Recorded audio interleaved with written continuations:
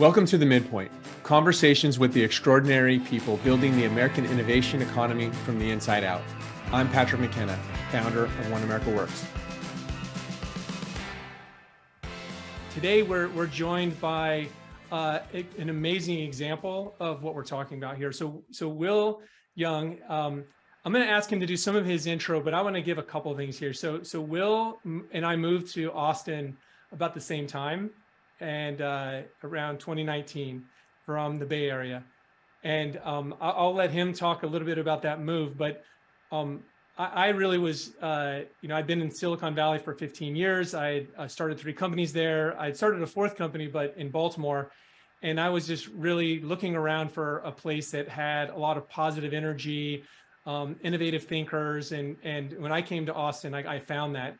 And then sure enough, not a couple of months after moving, I found that Will had moved here and had headquartered his company, Sauna Benefits, here as well. And so today we're going to just have a quick chat. Will and I talking about his founder journey and the company, and operating outside of Silicon Valley, and hopefully a lot of folks here on the call will be able to take some lessons from Will's experience. So again, I want to welcome Will. Welcome to OEW Connect. Thank you for taking the time.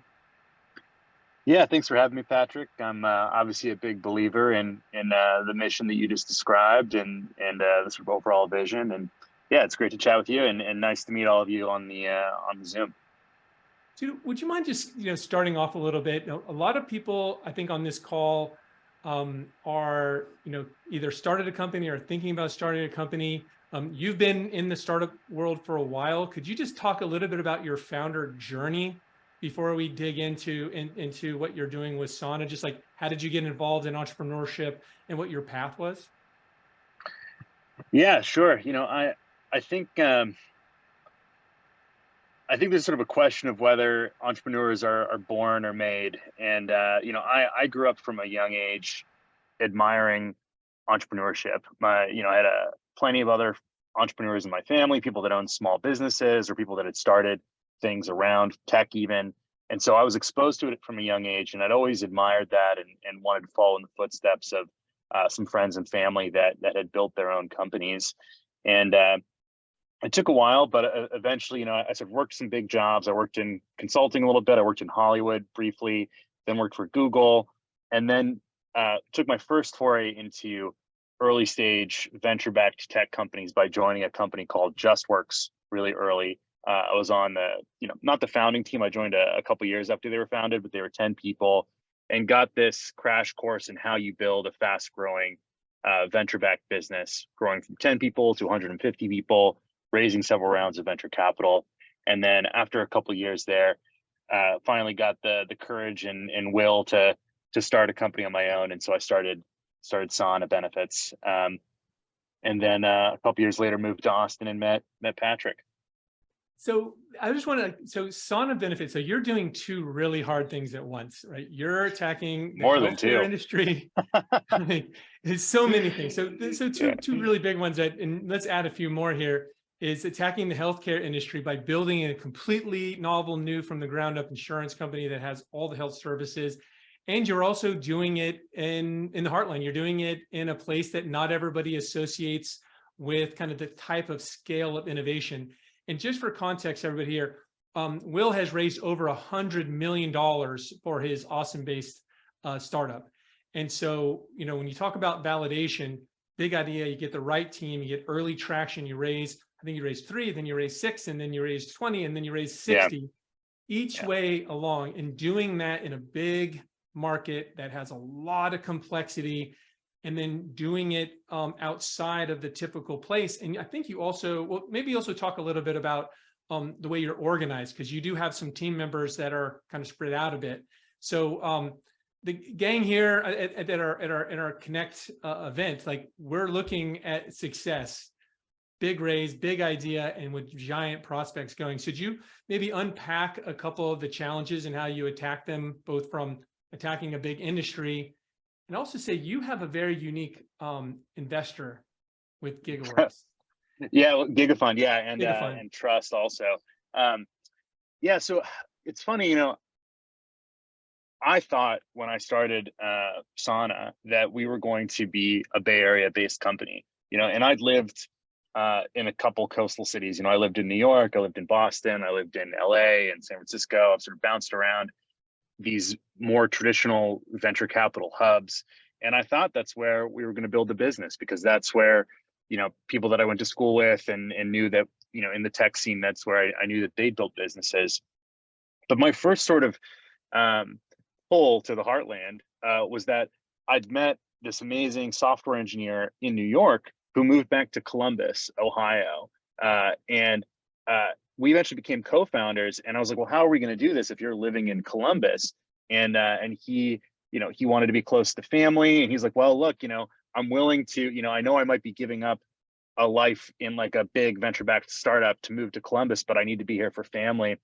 And but I knew that he was such a great collaborator. We were like, okay, we're just going to find a way to found this company remotely and working together to build it.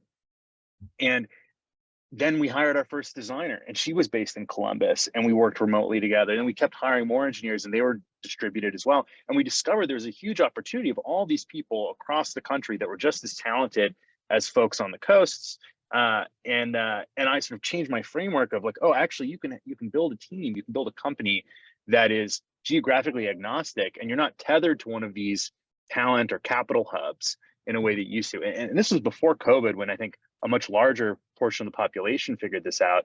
We were doing this in 2017 and 2018. And so that was sort of the first insight. The second thing was California sort of pushed us out. As you were saying, Patrick, we're doing some hard things, healthcare and insurance. And these states that have had boom times for the last several decades have become really overregulated. New York and California, it's very hard to start new things in highly regulated industries. And this is another opportunity that sort of heartland states provide is Texas was a much easier place to launch a complicated business like health insurance than California. And so when we looked at which market we wanted to launch in, Texas was the obvious market. And so I was pulled once again away from the coasts.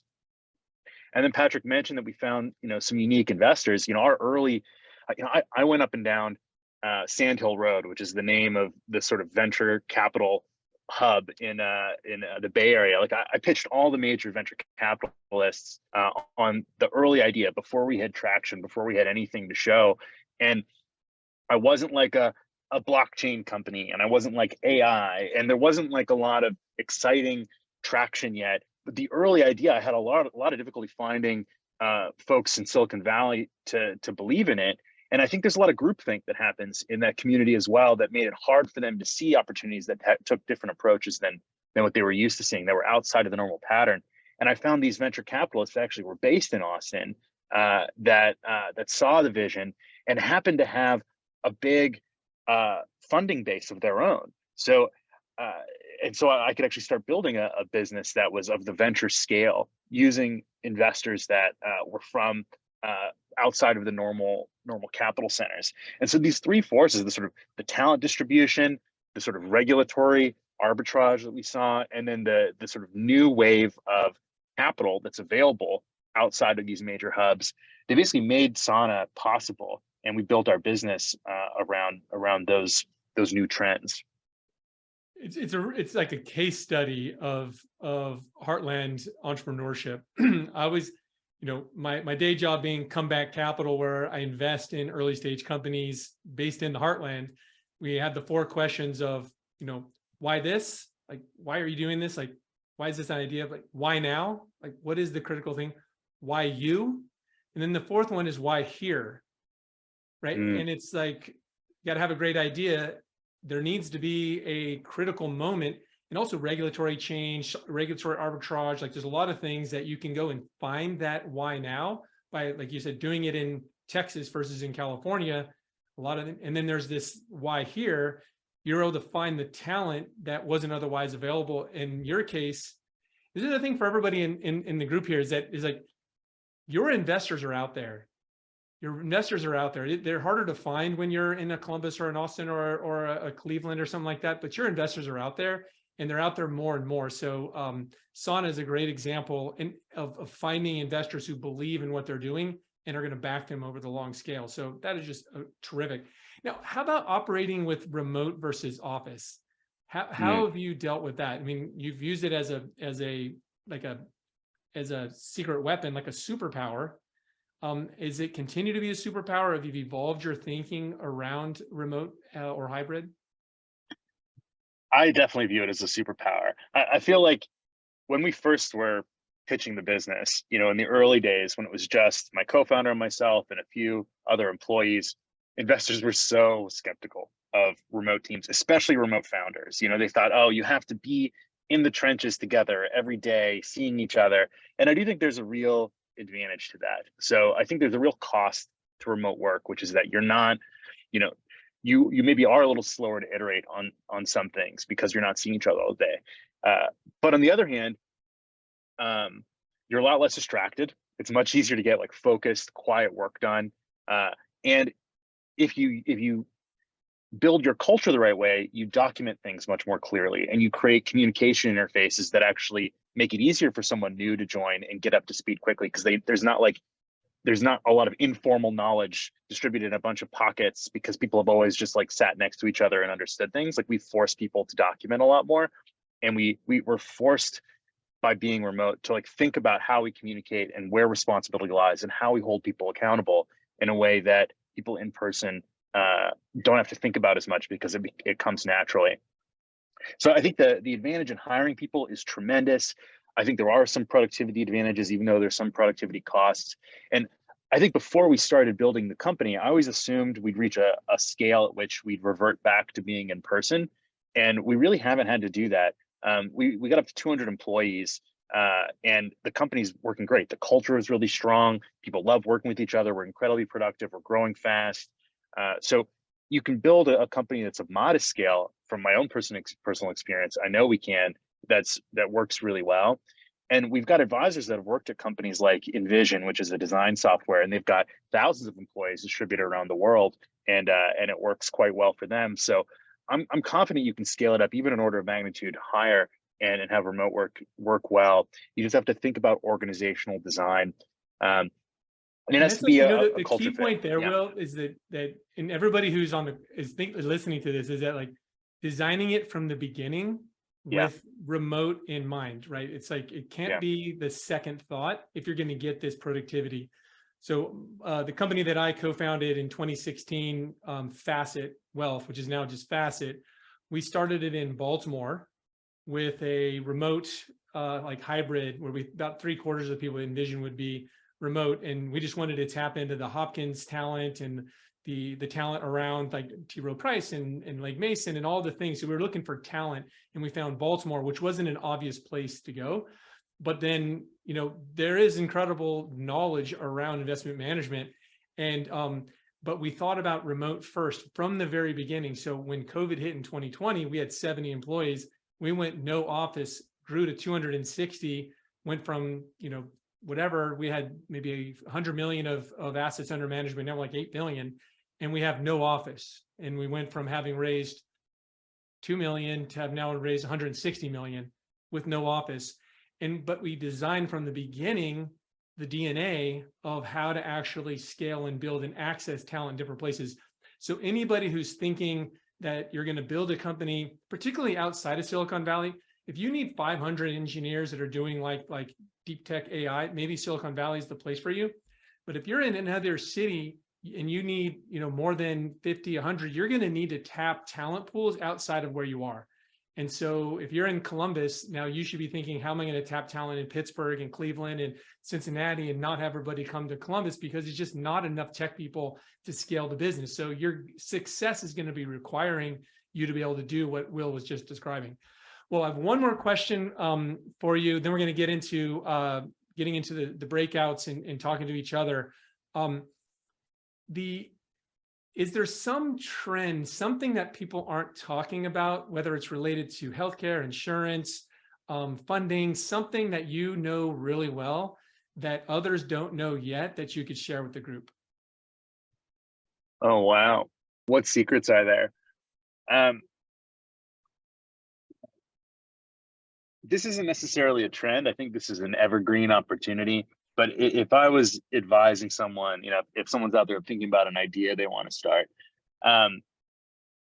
you know, I find people tend to gravitate towards what's new and shiny, and this is true of investors and this is true of founders, but things like AI, things like blockchain, whatever the idea du jour is.